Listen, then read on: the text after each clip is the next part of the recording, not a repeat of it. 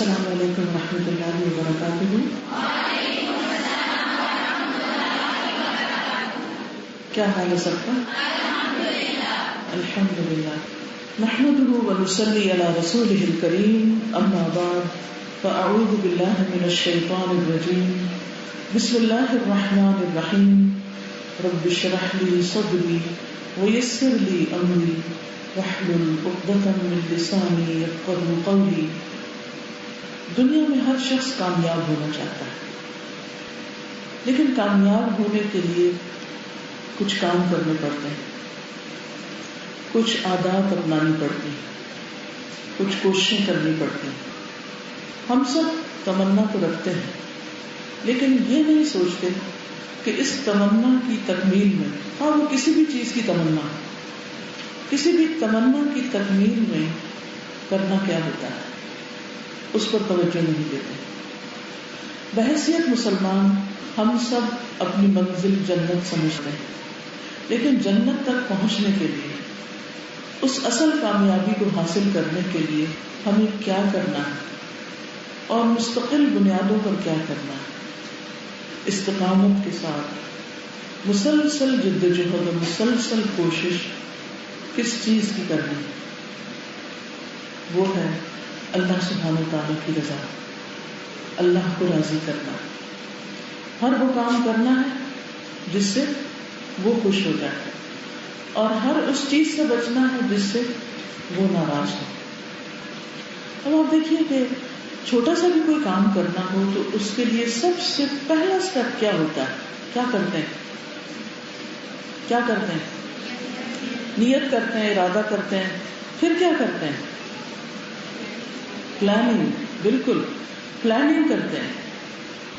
جو لوگ کسی بھی کام، کسی بھی اہم موقع سے پہلے پراپر پلاننگ کرتے ہیں اور پورے غور و فکر کے ساتھ ساری چیزوں کا احاطہ کرتے ہیں اور پھر اس کو عملی شکل دیتے ہیں، وہ منزل تک پہنچ جاتے ہیں اللہ کے فضل اور اذن سے.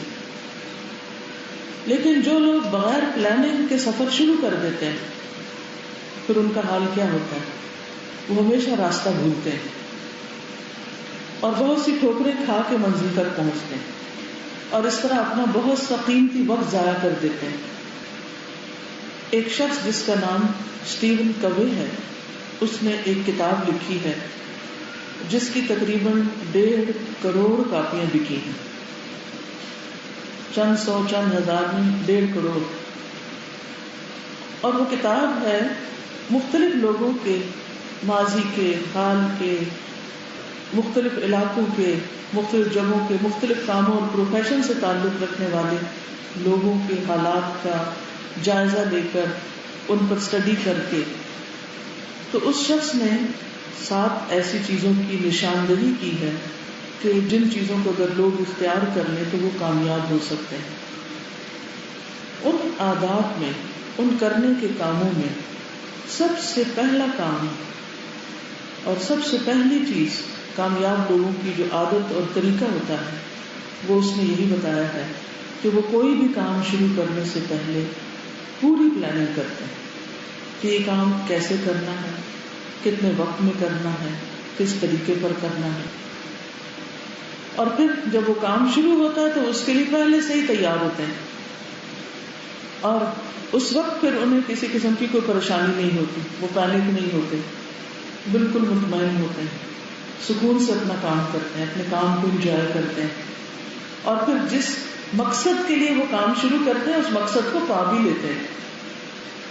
ایسا نہیں کہ اللہ سبحانہ وتعالیٰ نے کامیابی صرف چند لوگوں کے حصے میں لکھ دی ہے اور باقیوں کو حصہ نہیں دیا. اس میں سے سب کو صلاحیتیں دی، سب کو سننے، بولنے، دیکھنے، غور و فکر کرنے کی صلاحیت دی ہے، مواقع دیے ہیں، زندگی دی ہے، صحت دی، بے شمار چیزیں دی، بے شمار نعمتیں ہر ایک کے پاس ہیں.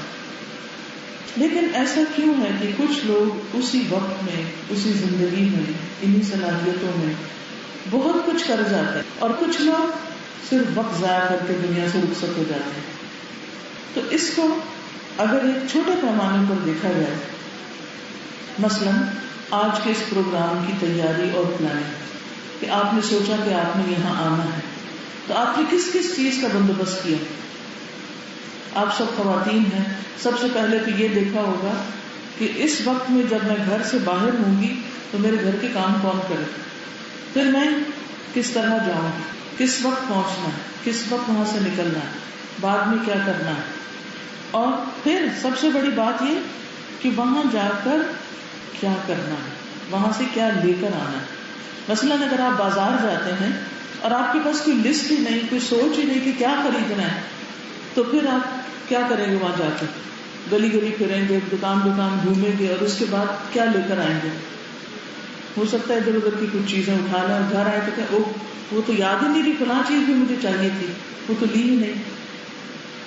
اب ہمارے سامنے رمضان المبارک کا مہینہ آ رہا ہے، رمضان سے پہلے ہی ہمیں اس کی تیاری کرنی، اس کی پلاننگ کرنی کہ ہم نے یہ مہینہ کیسے گزارنا ہے، کس طرح اس سے بھرپور فائدہ اٹھانا ہے، کیونکہ ہمیں نہیں معلوم کہ ہماری زندگی میں اگلا رمضان آتا بھی ہے کہ نہیں آتا۔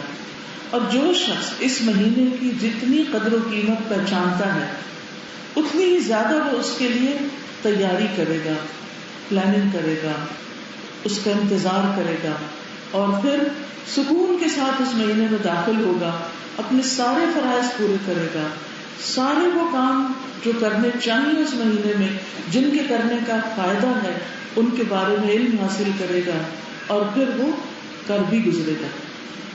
ہو سکتا ہے تھوڑی بہت چیزیں آگے پیچھے ہو جائیں، لیکن ایسا شخص جو تیاری کے ساتھ رمضان میں داخل ہوتا ہے اس سے بالکل مختلف ہوتا ہے جو اچانک اس میں داخل ہو جاتا ہے۔ تو آئیے آج ہم سب مل کر رمضان کے بارے میں کچھ ذہنی تیاری کرتے ہیں، اور پھر اس کے بعد کچھ عملی تیاری گھروں میں جا کر بھی کرتے ہیں۔ آپ میں سے کچھ لوگوں نے پہلے سے ہی لیکچر سن رکھے ہوں گے، کچھ ذہنی طور پر آپ تیار بھی ہوں گے، لیکن کچھ چیزیں ایسی ہوتی ہیں کہ جن کو اگر بار بار بھی دہرایا جائے تو وہ کم ہوتی، ہر دفعہ ان کی وجہ سے کچھ نئے عمل کے نقطے سامنے آ جاتے ہیں۔ بعض اوقات کسی کام کے کرنے میں اتنی دیر نہیں لگتی جتنی اس کی تیاری میں لگتی۔ کئی دفعہ آپ نے کچھ کھانے ایسے بنائے ہوں گے کہ جن سے پہلے بازار سے سودا سلف لانا، اور پھر اس کو دھونا، اور پھر اس کی کٹنگ کرنا، اور اس کی ساری ریسیپی کو دیکھنا پڑھنا، اور پھر جب آپ اس کو بنانے لگے، پکانے لگے، تو وہ کتنی دیر لگی؟ بہت تھوڑی سی دیر میں سب کچھ بن گیا۔ تو اسی طرح اگر ہم اچھی طرح غور و فکر کے ساتھ اور پورے شرح صدر کے ساتھ کلیئر مائنڈ اپنے کچھ گول اور ٹارگیٹ سیٹ کر لیتے ہیں رمضان کے لیے، تو انشاءاللہ اللہ کے فضل سے رمضان بہت بہتر گزرے گا۔ میری دعا ہے کہ آپ سب کا اور میرا یہ رمضان پچھلے تمام رمضانوں سے بہتر ہو، اور اس سے ہم زیادہ سے زیادہ اللہ تعالیٰ کے قریب ہو سکے، ہم تقویٰ حاصل کر سکیں، جو کہ رمضان یا روزے کا اصل مقصد ہے، جو اس مہینے میں ہم نے کمانا ہے، اللہ کی رضا پا سکیں، تاکہ پھر جب ہم اللہ سبحانہ وتعالیٰ سے ملاقات کریں تو اللہ تعالیٰ ہم سے راضی ہو جائے اور ہم اس سے راضی ہوں۔ اب یہ ہے کہ کسی بھی چیز کو سمجھنے کے لیے انسان کے اپنے اندر سمجھ بوجھ کا ہونا ضروری ہے، اس لیے ہمیں وہ سمجھ بوجھ اللہ تعالیٰ سے مانگنی چاہیے کہ اللہ سبحانہ وتعالیٰ ہمیں رشد عطا کرے، سمجھ بوجھ عطا کرے، صحیح ڈائریکشن دے، چیز کی حقیقت کو سمجھنے کی توفیق دے۔ ہم دیکھتے ہیں کہ سورۃ الکہف میں جن چند نوجوانوں کا واقعہ آتا ہے، انہوں نے جب غار کی طرف پناہ لی، ہجرت کر کے جا رہے تھے، تو انہوں نے اللہ سے دعا کی تھی، کیونکہ انہیں نہیں پتا تھا کہ آگے اب کیا ہونے والا ہے۔ وہ اپنا گھر بار ملک ہر چیز چھوڑ کر آگے تھے۔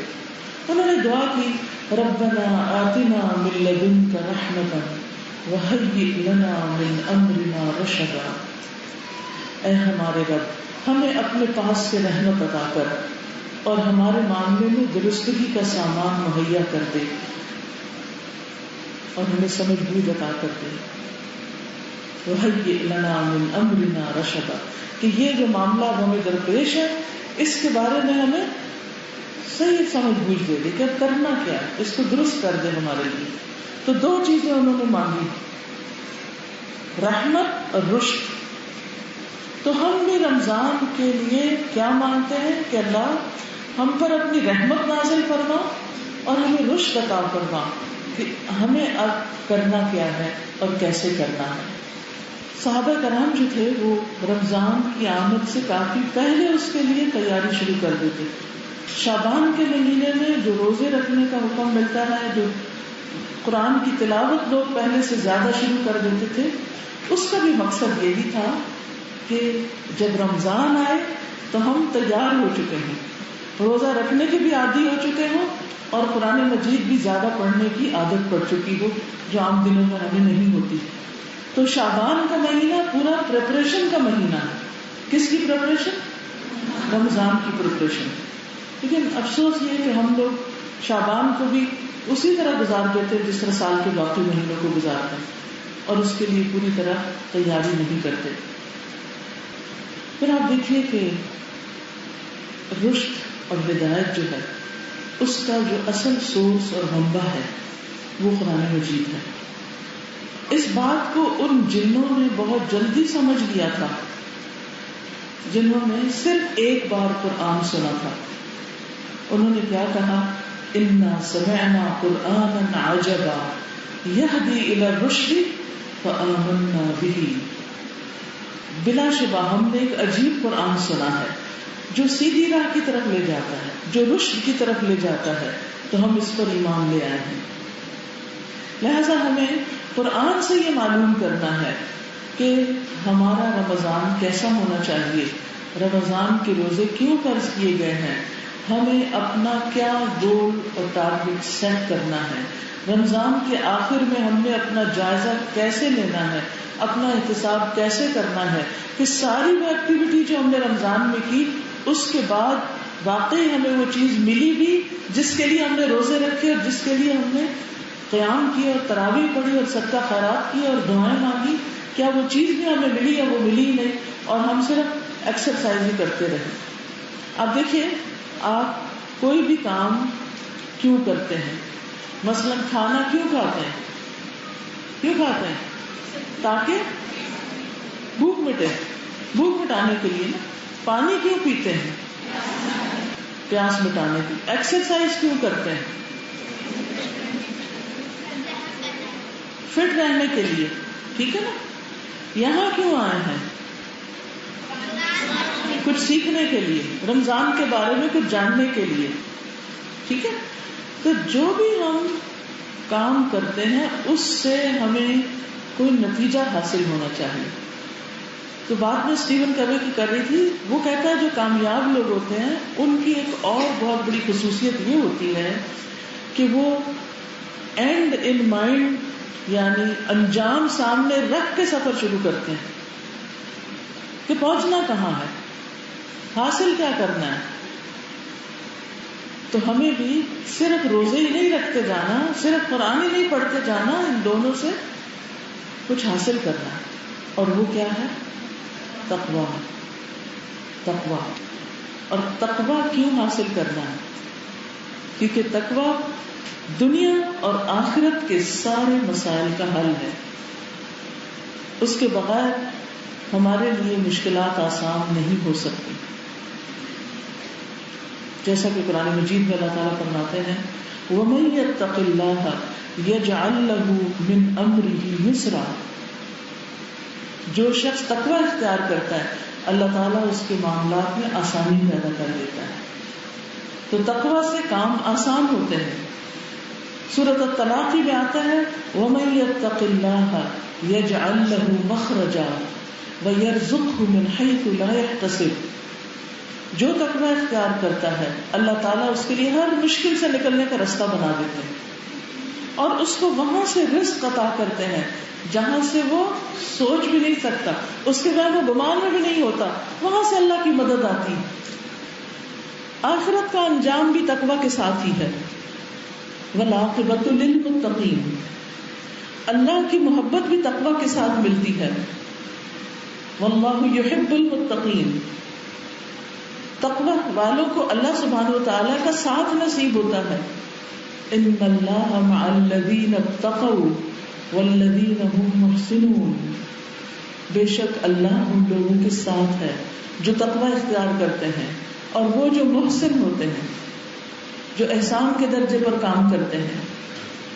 تقوی کے بے شمار فوائد ہیں، دنیا کے بھی اور آخرت کے بھی.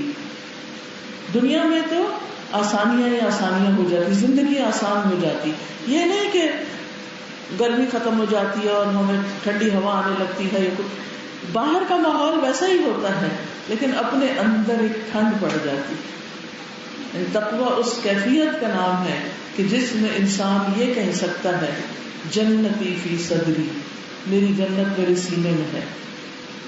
لوگ ویسے ہی ہوتے ہیں، حالات ویسے ہی ہوتے ہیں، ہم بدل چکے ہوتے ہیں.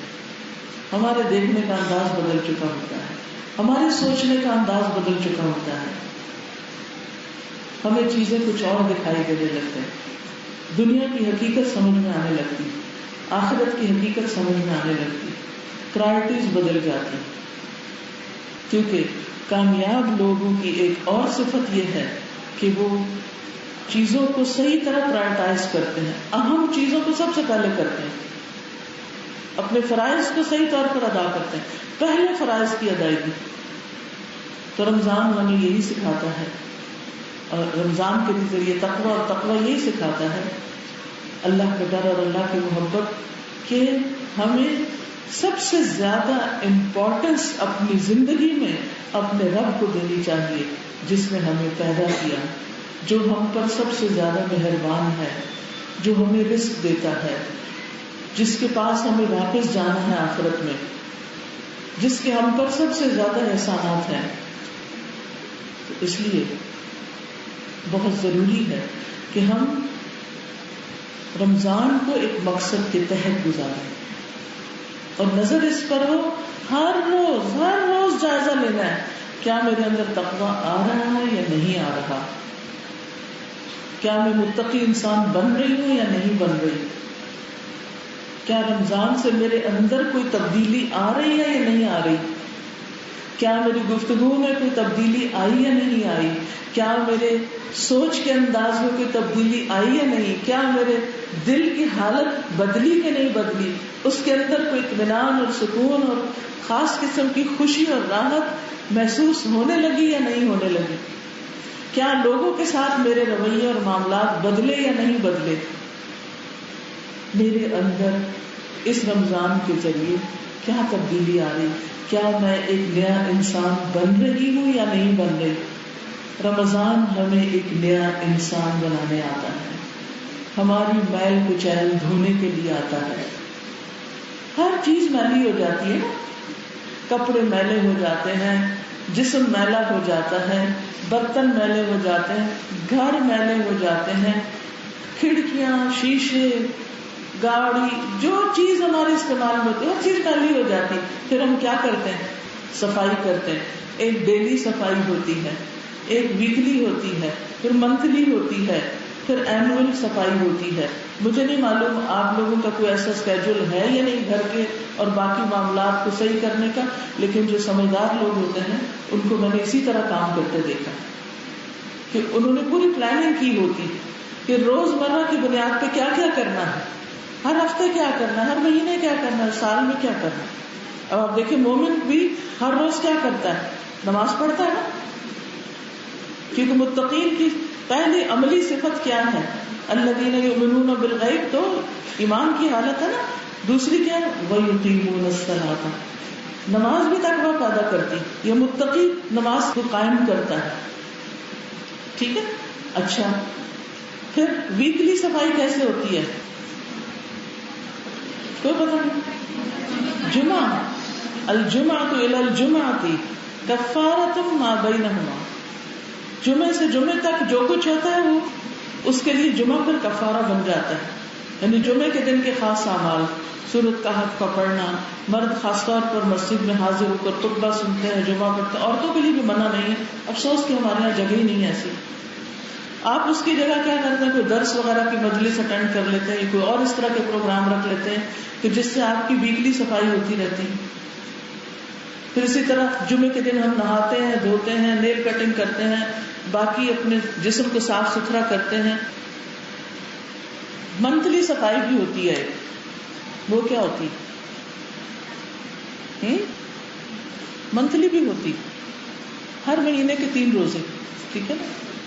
ہر مہینے کے 3 روزے ایام 20 کے جو ہیں 13, 14, 15, ان کا فائدہ کیا ہے؟ کسی کو معلوم ہے کہ اس سے نتیجہ کیا نکلتا ہے؟ کیا دور کرتے ہیں وہ؟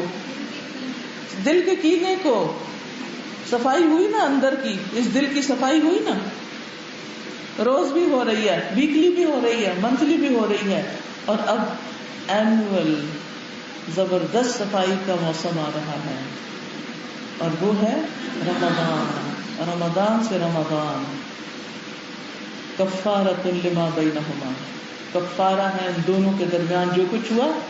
پھر سے نئی صفائی, جسمانی طور پر بھی کھانا پینا بند, اور پھر جسم کے سارے ڈائجسٹو سسٹم کو بہت کام, یعنی کہ اس کو آرام ملتا ہے اور کچھ ایسے کام کرنے کا موقع ملتا ہے جو چلتی مشین میں نہیں ملتا. جیسے کارخانوں کو بند کرتے ہیں نا سالانہ یا ماہانہ, یا اور پھر اس کی تھورو صفائی کرتے ہیں. کیونکہ اگر آپ کو صفائی کرنی ہے تو آپ کا کام بند کرو. کچن کی جب صفائی کرتے ہیں تو کیا کرتے ہیں؟ سارے کام وہاں بند کر کے پھر صفائی کر کے پھر کام شروع کرتے ہیں.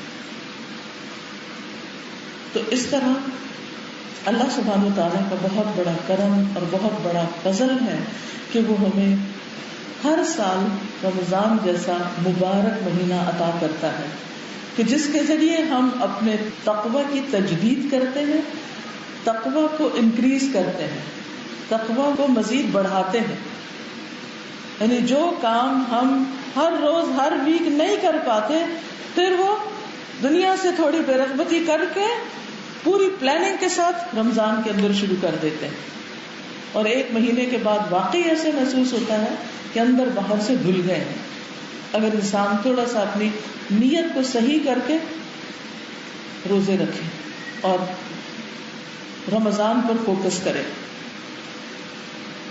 تو ہم نے سب سے پہلے کیا دعا کرنی کہ ربنا, آپ رمضان کو ذہن میں رکھ کے یہ دعا کیجیے, ربنا آتنا من لدنک رحمہ وہیئ لنا من امرنا رشدا, کہ اللہ ہمیں رحمت عطا کر. کیونکہ اللہ کی رحمت اور فضل کے بغیر کیا ہو سکتا ہے؟ کچھ بھی نہیں ہو سکتا.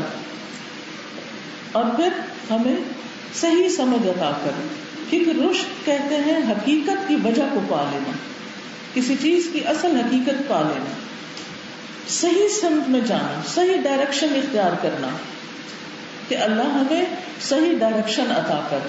تو اللہ سبحانہ وتعالیٰ اگر آپ کو رشد عطا کر دیتا ہے تو آپ کو بہت بڑی خیر مل جائے گی, آپ کے قدم بابرکت ہو جائیں گے, آپ اللہ کی طرف جو بڑھیں گے تو انشاءاللہ اللہ سبحانہ وتعالیٰ کا قرب بھی پائیں گے. آپ کی منزلیں مختصر ہو جائیں گی, آپ کی تھکاوٹیں ختم ہو جائیں گی, آپ کے نتائج بہت بہترین ہو جائیں گے, اور پھر اللہ سبحانہ وتعالیٰ آپ کا بہترین ولی اور مرشدہ بن جائے گا کہ جو بہترین رہنمائی آپ کو عطا کرے گا. حضرت موسیٰ علیہ السلام نے ایک لمبا سفر طے کیا تھا, کس سے ملاقات کے لیے؟ خضر سے ملاقات کے لیے علیہ السلام. اور ان سے کیا سیکھنے کے لیے گئے تھے, کیا پانے کے لیے؟ علم. انہوں نے کیا کہا تھا؟ هل اتبعک علی ان تعلمنی مما علمت رشدا, کیا میں آپ کے پیچھے چلوں, کیا آپ کے ساتھ چلوں, اس شرط پر کہ جو کچھ آپ کو سکھایا گیا ہے اس میں سے کچھ رشد بھلائی مجھے بھی سکھا دیجیے. جو علم آپ کے پاس ہے اس میں سے مما علمت, یعنی علم تو آ گیا ہے لیکن اس علم میں سے رشد مجھے دیجیے. یعنی آپ کے علم میں علم اور عمل کا جو تجربہ ہے اور جو کچھ آپ کرتے ہیں, اسی لیے آپ دیکھیں کہ خضر علیہ السلام کے سکھانے کا طریقہ کتابی نہیں تھا. انہوں نے کچھ واقعات کے ذریعے ان کو کچھ چیزیں سکھائی تھی جو بظاہر کچھ اور چیزیں بظاہر کچھ اور نظر آ رہی تھی، ظاہریت میں، سطحیت میں، لیکن اس کے اندر کچھ اور حقیقت چھپی ہوئی تھی. تو بعض اوقات ہم بھی دنیا کی ظاہری چیزوں سے کچھ اور ہی نتیجے نکالتے رہتے ہیں، جبکہ اس معاملے کی حقیقت کچھ اور ہی ہوتی ہے. بعض کاموں میں پڑھ کے ہم سمجھتے ہیں ہم بڑے کارنامے کر رہے ہیں، ہم کامیاب انسان ہیں، لیکن حقیقت میں ہم خسارے میں ہوتے ہیں. اور کچھ کام کر کے بعض اوقات ہمیں یوں لگتا ہے جیسے ہم دوسروں سے پیچھے رہ گئے، لیکن اس کی حقیقت کچھ اور ہوتی ہے. صحیح بخاری میں ایک واقعہ آتا ہے ایک بچے کا. نبی صلی اللہ علیہ وسلم نے چونکہ وحی مبارک کے ذریعے ہمیں یہ بات بتائی اور پہنچائی، تو اس لیے ہمارا اس پر ایمان ہے کہ بات بالکل سچی ہے. آپ نے ہمیں یہ بتایا کہ پچھلی قوموں میں سے ایک عورت تھی اور اس کا بچہ دودھ پی رہا تھا. تو وہاں سے ایک سوار گزرا، تو وہ عورت بولی یا اللہ میرے بچے کو اس جیسا بنا دینا. ہر ماں کی ڈریم ہوتی ہے نا، کہتے میرا بچہ اس جیسا بن جائے، اس جیسا کوئی آئیڈیل ذہن میں ہوتے ہیں، پھر دعائیں یوں مانگنے لگتے ہیں کہ اللہ میرا بچہ فلاں بن جائے، حالانکہ اللہ سے فضل ہی مانگنا چاہیے. تو بچے نے دودھ پیتے پیتے دودھ چھوڑ دیا، ماں کا پستان چھوڑ کے بول اٹھا، دودھ پیتا بچہ بول اٹھا یا اللہ تو مجھے اس جیسا نہ بنانا. حالانکہ وہ بہت خوبصورت نوجوان گھوڑے پہ سوار جا رہا ہے، دیکھ کے انسان کہتے واہ کیا شان ہے اس شخص کی. اسی لیے ماں کے دل میں ہے کہ میرا بچہ ایسا بن جائے. بچہ بول اٹھا نہیں مجھے ایسا نہیں بننا، اللہ مجھے نہ ایسا بنانا. یہ کہہ کے وہ دوبارہ دودھ پینا شروع ہو گیا. اتنے میں ایک غلام عورت لونڈی وہاں سے گزری جس کو لوگ گھسیٹ رہے تھے، اس پہ ہنس رہے تھے، اس کا مذاق اڑا رہے تھے. تو ماں بول اٹھی یا اللہ میرے بچے کو ایسا نہ بنانا. بچے نے دودھ پینا چھوڑ کے پھر کہا یا اللہ مجھے اس جیسا بنانا. کیوں؟ اس لیے کہ جب لوگ اس عورت کے ساتھ برا کر رہے تھے تو وہ صرف کہہ رہی تھی حسبی اللہ حسبی اللہ حسبی اللہ. پہلا شخص جو تھا وہ مومن نہیں تھا، دنیاوی اعتبار سے بہت کامیاب تھا لیکن اس کے اندر ایمان نہیں تھا. دوسری عورت دنیاوی اعتبار سے بالکل ناکام تھی ہمارے پیمانوں کے مطابق، لیکن وہ اللہ کو یاد کر رہی تھی. حسبی اللہ مجھے اللہ کافی ہے. بظاہر دیکھنے میں اس کا کوئی اسٹیٹس نہیں، کوئی اس کو کوئی امپورٹنس نہیں دے رہا. بچہ کہتا ہے مجھے اس جیسا بنانے، اس جیسا ایمان مجھے نصیب ہو. اب آپ دیکھیں کہ ہماری آنکھیں دنیا کو کیسے دیکھتی ہیں. جو بظاہر چمکتی دمکتی خوشنما خوبصورت بڑی بڑی چیزیں نظر آتی ہیں اس سے بڑے امپریس ہو جاتے ہیں اور ہم تمنا کرنے لگتے ہیں. جیسے قارون کو دیکھ کر لوگوں نے کیا تمنا کی تھی، یا لیت لنا مثل ما اوتی قارون انہ کان لذو حظ عظیم. کاش ہمارے پاس بھی وہی ہوتا جو قارون کے پاس ہے، تو بڑے نصیبے والا ہے، بڑی قسمت والا ہے. لیکن علم والے جو جن کے اندر کچھ رشد تھی انہوں نے کیا کہا اس موقع پر؟ جی اللہ کا ثواب زیادہ بہتر ہے، جو اللہ کے پاس ہے وہ زیادہ اچھا ہے، تم یہ مانگتے ہو. آج آپ دیکھیں ہم سب بھی دعائیں مانگتے ہیں تو صرف کس چیز کی دعا مانگتے ہیں؟ صرف دنیا کے مسائل کا حل مانگتے ہیں، صرف بچوں کے لیے دنیاوی کامیابی کی دعائیں مانگتے ہیں، ان کی آخرت، ان کی ہمیشہ کی زندگی، ان کے لیے جنت، ان کے لیے دین کی سمجھ بوجھ، اس کے لیے کتنے لوگ ہیں جو دعائیں مانگتے ہیں.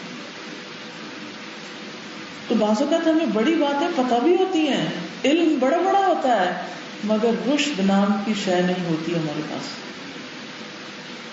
چیزوں کی حقیقت نہیں پتہ ہوتی، ظاہر کی نظر سے آگے نہیں گزرتے، صرف وقتی اور چھوٹی چھوٹی کامیابیوں کو کامیابی سمجھ کے بھول جاتے ہیں اور اپنی ساری انرجی اسی میں لگا دیتے ہیں اور آخرت کے لیے کوئی تیاری نہیں کرتے، حتیٰ کہ موت کا وقت آ جاتا ہے اور پاس کچھ نہیں ہوتا. تو اللہ نہ کرے کہ ہم دنیا سے جاتے ہوئے حسرت سے ہاتھ ملتے جائیں کہ یا اللہ میں اپنی آخرت کے لیے کچھ کر لیتا. تو بڑا موقع آ رہا ہے کہ ہم اپنی آخرت کے لیے کچھ کر سکیں. تو اللہ تعالیٰ سے دعا مانگنی ہے کہ اللہ ہمیں رشد عطا کر، کیونکہ رشد کے ذریعے بہت سی ایسی چیزیں حاصل ہو جائیں گی، زندگی کے ایسے گوشے نظر آنے لگیں گے جن پر کبھی آپ نے سوچا بھی نہیں ہوگا، جن چیزوں کی طرف آپ نے توجہ بھی نہیں کی ہوگی، جو کام کبھی آپ کی پرائرٹی نہیں رہے ہوں گے، جن چیزوں کو آپ پس پش ڈالتے رہے ہوں گے. لیکن جب اللہ سینہ کھول دیتا ہے، جب سینے میں روشنی ہو جاتی، جب سمجھ بوجھ اللہ تعالیٰ دے دیتا ہے، تو پھر بعض اوقات لوگوں کی نظر میں چھوٹے کام آپ کو واقعی بڑے امپورٹنٹ لگنے لگتے ہیں اور آپ ان کو کرنے کے لیے ارادہ کر لیتے ہیں، تیاری کر لیتے ہیں اور کر گزرتے ہیں.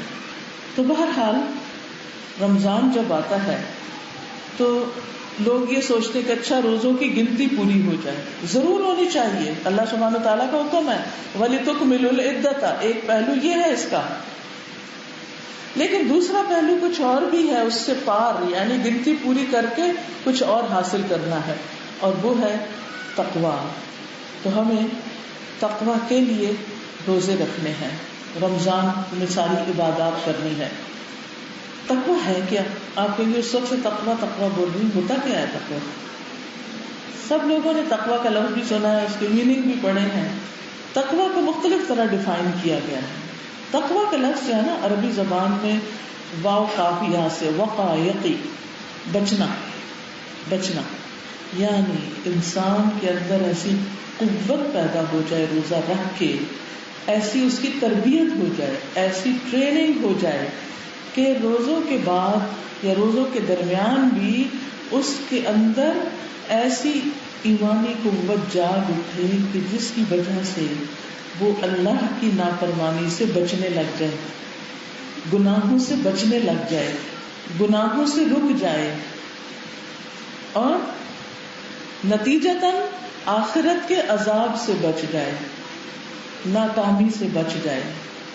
تو روزہ ایسی قوت پیدا کرتا ہے انسان کے اندر، مسلسل ٹریننگ اور تربیت سے. کس چیز کی ٹریننگ ہو رہی ہوتی ہے؟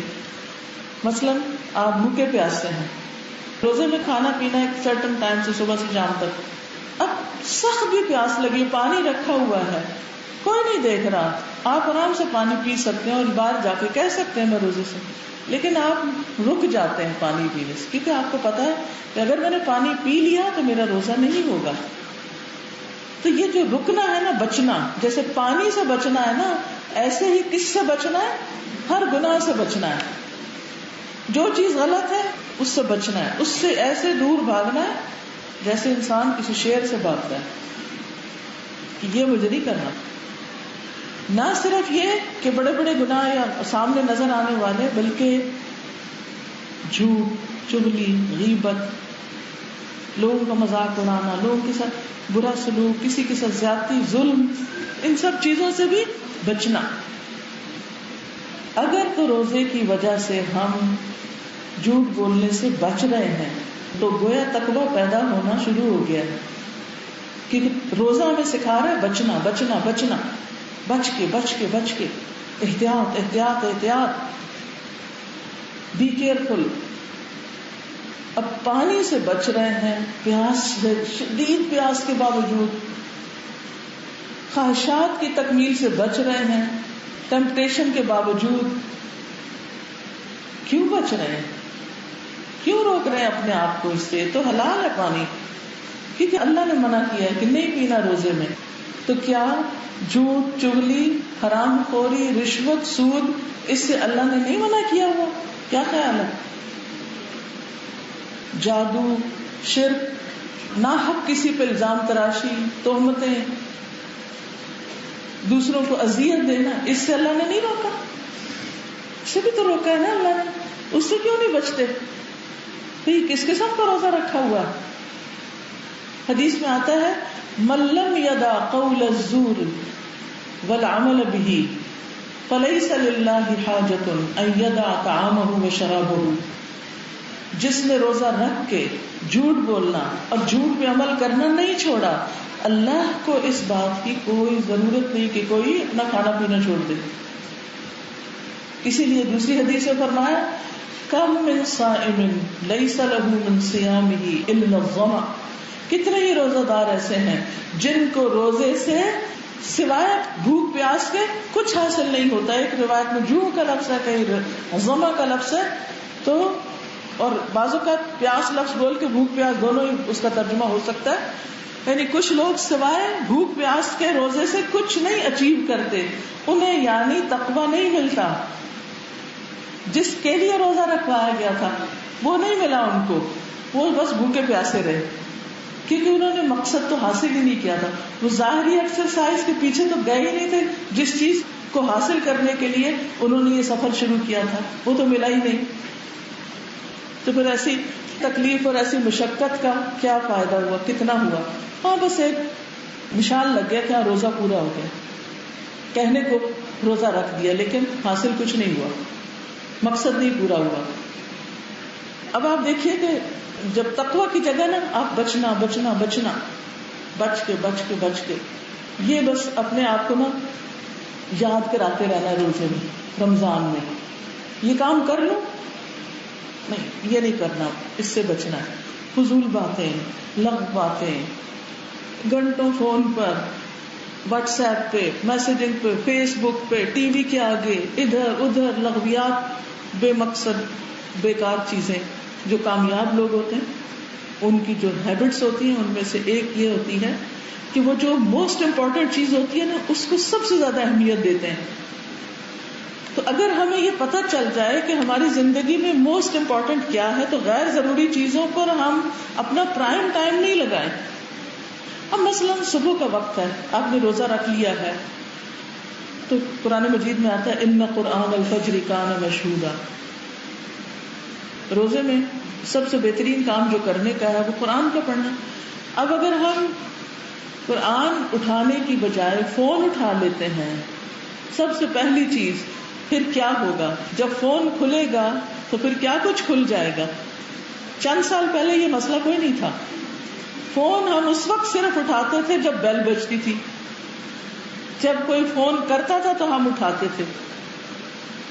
لیکن اب کیا ہوتا ہے، اب کوئی فون کرے یا نہ کرے ہم خود اٹھا کے لوگوں کو شروع ہو جاتے ہیں. اور جب ایک دفعہ وہ کھل جاتا ہے پھر اس کے بعد آپ دیکھیں گھنٹہ تو کہیں گیا ہی نہیں نا. کسی نے کوئی لنک بھیج دیا اس کو دیکھنے بیٹھ گئے، کسی نے کوئی یوٹیوب کی چیز بھیج دی اس کو دیکھنے، وہاں سے کچھ اور مل گیا ادھر دیکھنے بیٹھ گئے، کہیں کچھ کسی نے کسی چیز کی دعوت دے دی، کہاں سے کہاں سے کہاں سے کہاں. ایک گھنٹہ اس کے اندر گھوم گھما کے دیکھا، اوہ اب تو وہاں جانے کا کام کا وقت ہو گیا، ادھر چلو ادھر چلو ادھر چلو، یہ وقت قرآن پڑھنے کا.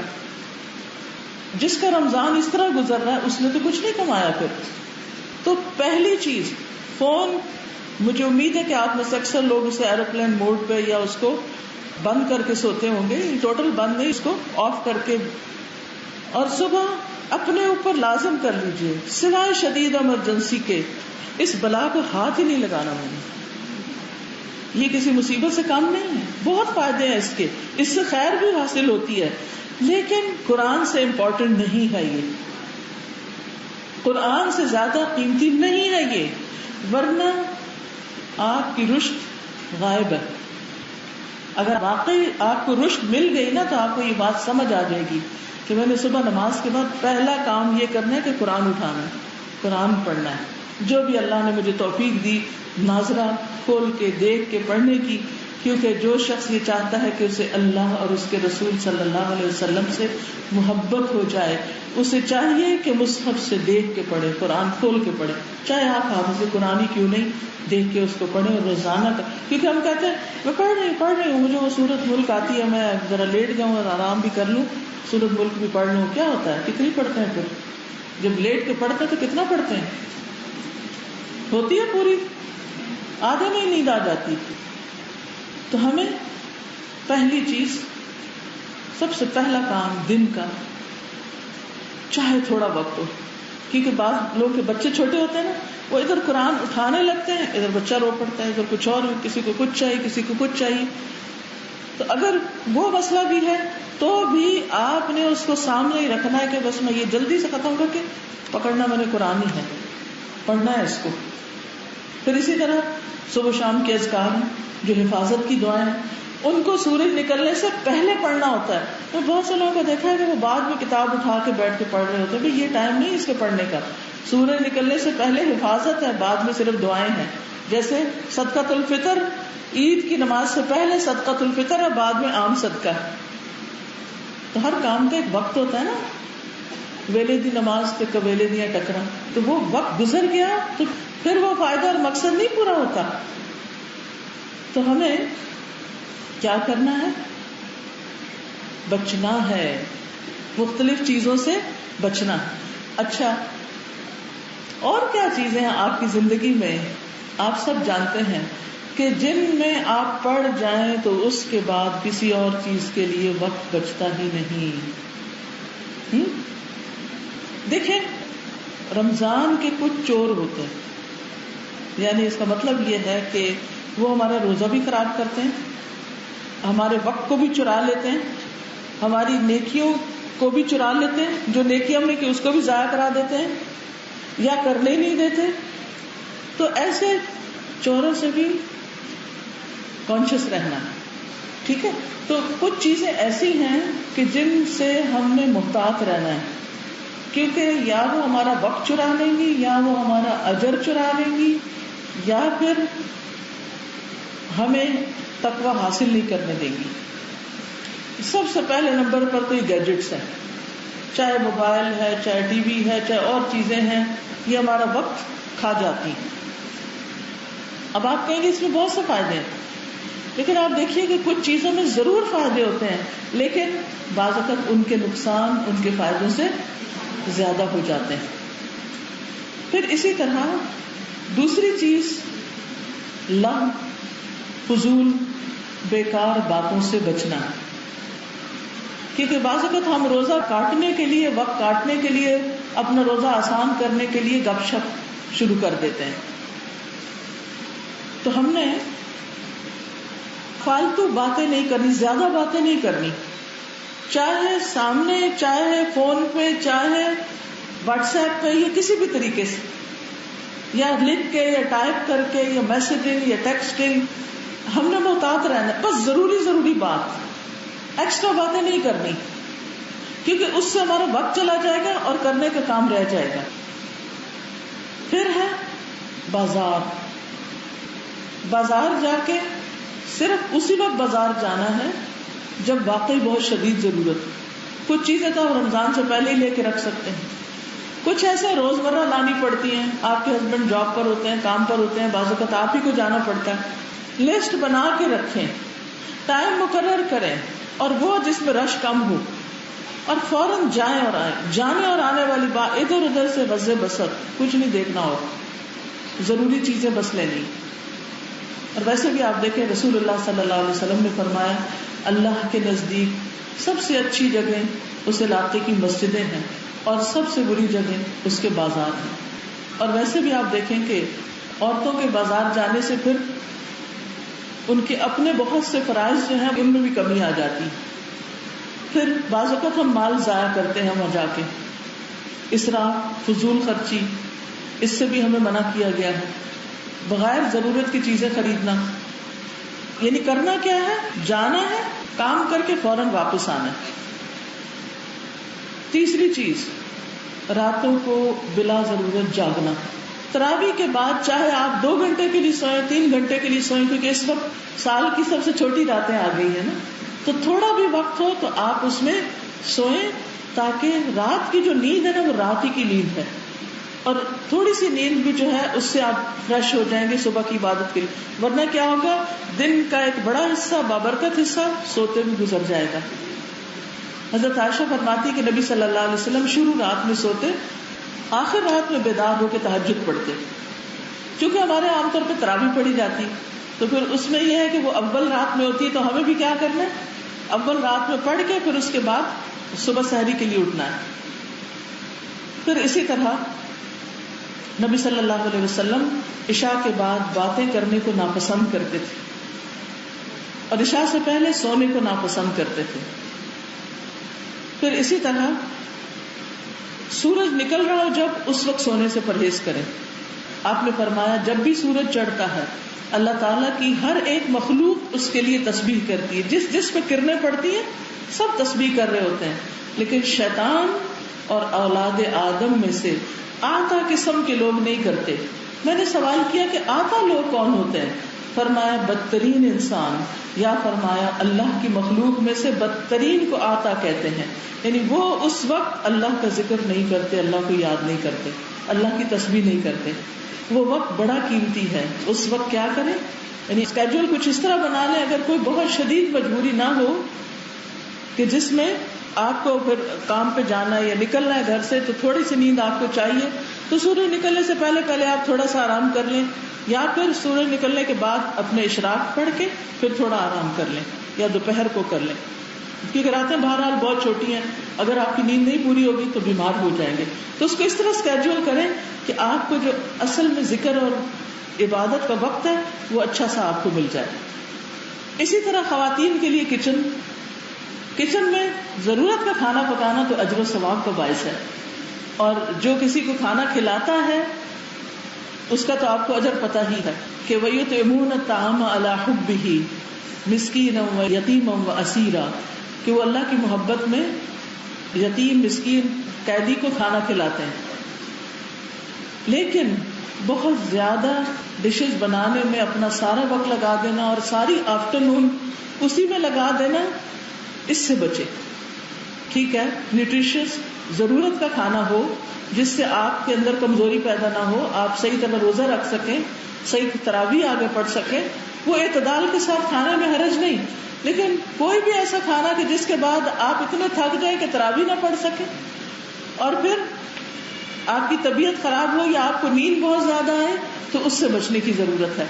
ایسے میں آپ دیکھیں رسول اللہ صلی اللہ علیہ وسلم نماز سے پہلے تازہ کھجوروں سے روزہ افطار کرتے. اگر تازہ کھجوریں نہ ہوتی تو خشک کھجور تناول فرماتے، یہ بھی نہ ہوتی تو پانی کے چند گھونٹ پی لیتے. ٹھیک ہے، تو پانی اور کھجور سے روزے کی افطاری. اس کے بعد ٹھیک ہے، اگر آپ بہت ویک فیل کر رہے ہیں تھوڑی سی کوئی چیز لے لیجیے اور پھر نماز پڑھ لیجیے. اسی طرح سحری میں بھی اتنا کہ جس سے آپ اپنے دن کا کام چلا سکیں اور آپ صحیح طور پر عبادت کر سکیں، اس کو ضرور کھائیں. لیکن اسراف اور کثرت اور صرف چٹپٹے کھانوں کے پیچھے ہونا یہ درست نہیں. پھر اسی طرح یہ ہے، رسول اللہ صلی اللہ علیہ وسلم نے فرمایا ان قریب میری امت میں ایسے لوگ آئیں گے جو قسم قسم کے کھانے کھائیں گے، طرح طرح کے مشروب پیئیں گے، رنگا رنگ کپڑے پہنیں گے، فضول باتیں زیادہ کریں گے. یہی لوگ میری امت کے بدترین لوگ ہیں. یعنی انہیں اپنے مقصد سے، اپنے کاموں سے، عبادت سے کوئی غرض نہیں، بس ان کی ساری زندگی صرف انہی چیزوں کے گرد گھوم رہی. پھر اسی طرح زبان کی بد احتیاطی، اس سے بھی بچنا ہے. کم بولنا ہے، کم گفتگو ایمان کی علامت ہے، اور ایمان کی درستگی زبان کی درستگی پر منحصر ہے. انس بن مالک سے روایت ہے کہ رسول اللہ صلی اللہ علیہ وسلم نے فرمایا کسی کا ایمان درست نہیں ہوتا یہاں تک کہ اس کا دل درست ہو، اور اس کا دل درست نہیں ہوتا یہاں تک کہ اس کی زبان درست ہو جائے. تو تقویٰ کہاں ہوتا ہے؟ دل میں. اور اگر زبان درست نہیں تو دل میں تقویٰ آ ہی نہیں سکتا. تو زبان کو خیر کے علاوہ ہر چیز سے بند رکھنا ہے. جو بات کرنی ہے اچھی کرنی ہے، نہیں تو چپ رہنا ہے. ایک شخص آیا اور اس نے آپ سے پوچھا کہ مجھے کوئی ایسی بات اسلام کے حوالے سے بتائیے کہ اس کے بعد مجھے کچھ پوچھنے کی ضرورت نہ ہو. آپ نے فرمایا زبان سے اقرار کرو کہ میں اللہ پر ایمان لایا اور اس پر ثابت قدم رہو. میں نے عرض کیا میں کس چیز سے بچوں؟ اس پر نبی صلی اللہ علیہ وسلم نے اپنی زبان کی طرف اشارہ کیا کہ اس سے بچو، یعنی اس کی خرابی سے بچو. پھر لایانی گفتگو نہیں کرنی، بیکار نہیں. رسول اللہ صلی اللہ علیہ وسلم نے فرمایا ایک نماز کے بعد دوسری نماز کہ ان دونوں کے بیچ میں کوئی لغو نہ ہو، یہ علیین میں اندراج کا باعث ہے، یعنی ایسے لوگ علیین میں جائیں گے. آپ صلی اللہ علیہ وسلم نے فرمایا جو خاموش رہا نجات پا گیا. تو فضول باتوں سے پرہیز. نبی صلی اللہ علیہ وسلم نے فرمایا قیامت کے دن میرے نزدیک تم میں سب سے زیادہ محبوب اور قریب بیٹھنے والے لوگ وہ ہیں جو بہترین اخلاق والے ہیں. سب سے زیادہ ناپسندیدہ اور دور رہنے والے لوگ وہ ہیں جو زیادہ باتیں کرنے والے، بلا سوچے سمجھے، بغیر احتیاط کے بولنے والے اور تکبر کرنے والے ہیں. صحابہ نے عرض کیا یا رسول اللہ صلی اللہ علیہ وسلم، بہت باتونی اور زبان دراز کا تو ہمیں علم ہے، یہ تکبر کرنے والے کون ہیں؟ یعنی متفحقون کون ہیں؟ آپ نے فرمایا یہ جو تکبر کرتے ہیں، یعنی اپنی بڑائیاں اور اپنی تعریفیں خود کرتے رہتے ہیں یا دوسروں کو ذلیل کرتے رہتے ہیں. تکبر کی کئی صورتیں ہوتی ہیں نا. تکبر کا معنی بھی یہی ہے کہ انسان دوسرے کو حقیر سمجھے. پھر اسی طرح یہ ہے کہ انسان روزے کی حالت میں گھر سے نکلتے وقت ایسا لباس نہ پہنے کہ جس سے اللہ سبحانہ وتعالیٰ نے منع کیا ہے. نماز پڑھتے وقت بھی اپنا لباس صحیح رکھیں. اب دیکھیں کہ ہماری خواتین نے اپنے اوپر اویلیبلٹی کا مسئلہ ہے یا صرف پریشر ہے لوگوں کا، لوگوں کو دیکھا دیکھی بعض اوقات تنگ پجامے پہننا شروع کر دی. اور آپ دیکھیے کہ اس میں پھر جب نماز ہم پڑھتے ہیں اور نماز میں ہمارا جسم ڈھکا ہوا نہیں ہوتا تو نماز ہی نہیں ہوتی، کیونکہ بہت ٹائٹ لباس جو ہے جو جسم کے ساتھ چپکا ہوا ہے، یعنی پجامہ وغیرہ، اوپر تو اگر ٹائٹ بھی ہے تو آپ چادر بکل وغیرہ لے لیتے ہیں تو یعنی بدل جاتی حالت، لیکن ٹانگیں اور پھر اگر بہت لمبے چوک ہیں تو پورے ہپس، یا پھر سی تھرو کیونکہ گرمیوں میں لون کے کپڑے پہنتے ہیں تو اس میں جسم نظر آ رہا ہے، یا پھر نماز پڑھتے ہوئے دوپٹہ ایسا لیں گے کہ بال بھی دکھ رہے ہیں. تو ایسی چیزوں سے نماز نہیں ہوتی. ہر کام کے کرنے کا ایک طریقہ ہے نا، کچھ کنڈیشنز ہیں. یہ کنڈیشن میں نے اور آپ نے نہیں لگائی، یہ کس نے بتائی ہے کہ نماز کی ویلیڈیٹی کے لیے کیا ضروری ہے؟ جسم کا پاک ہونا، جگہ کا پاک ہونا، قبلہ رخ ہونا، عورت کے لیے لباس کا ساتر ہونا. تو یہ چیز بھی تقویٰ کے منافی ہے، یہ بھی تقویٰ کے خلاف ہے کہ آپ اللہ کی عبادت ایسے لباس میں کریں کہ جس کو پہن کے اللہ تعالیٰ آپ کی طرف دیکھنا بھی پسند نہ کرے، کہ آپ نے اس کی نافرمانی کا کام کیا ہوا ہے.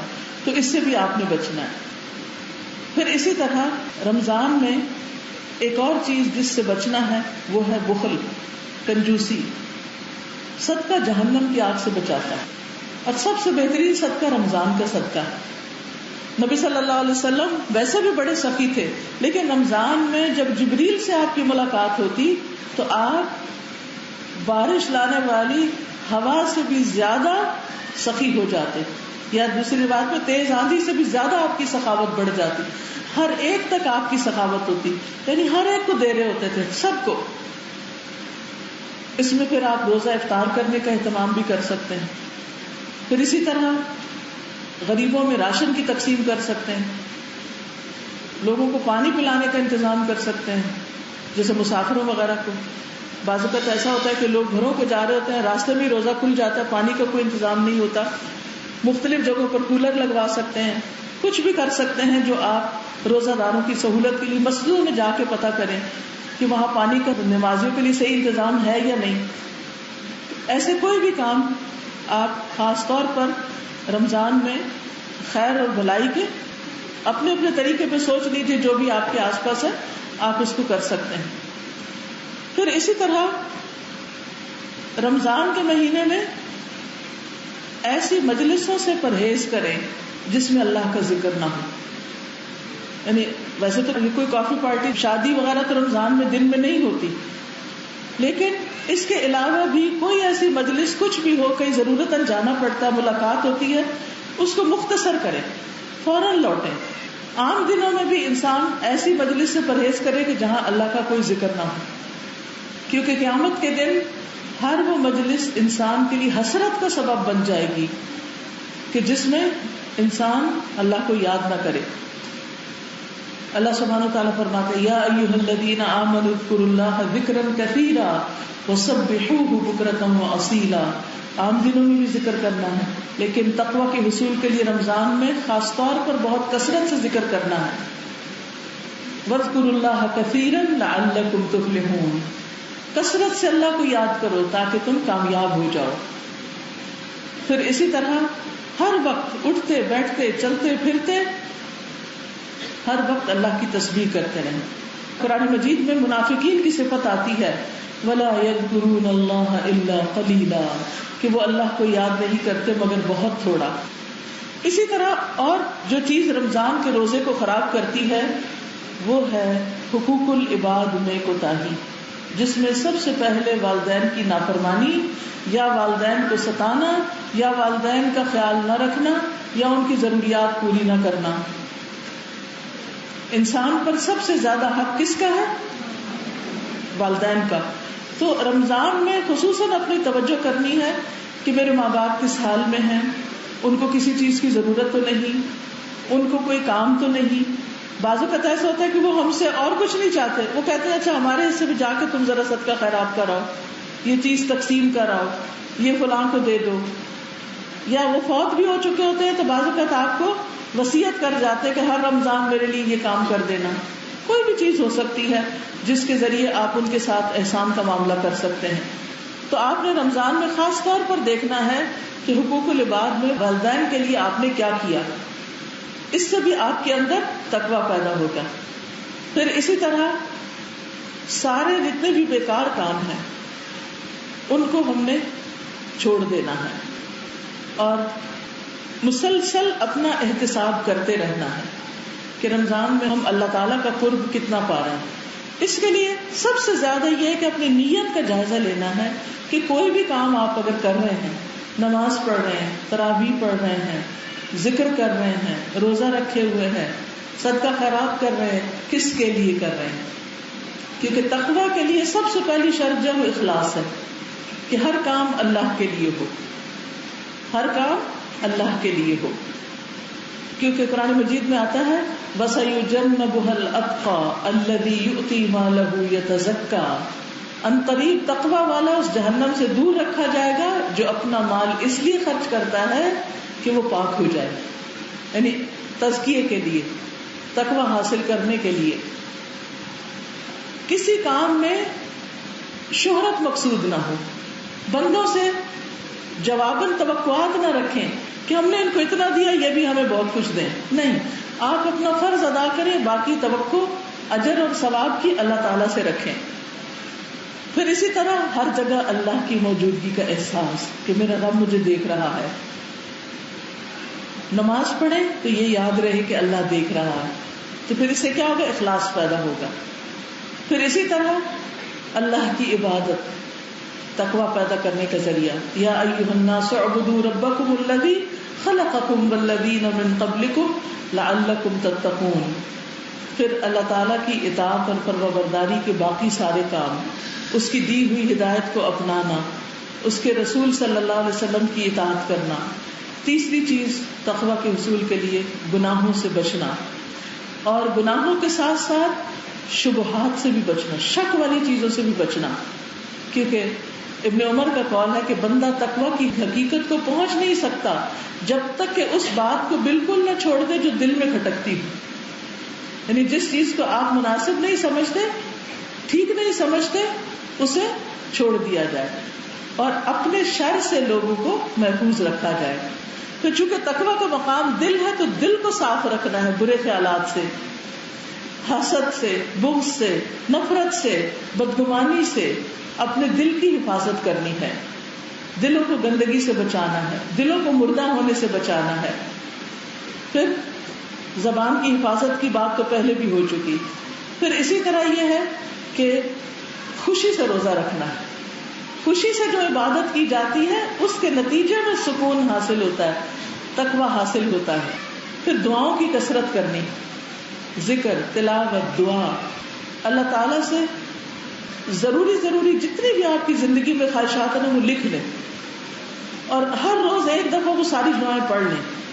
کیونکہ روزہ دار کی ایک نہ ایک دعا روز قبول ہوتی، کیا پتا آپ کی کون سی دعا اس دن قبول ہو جائے.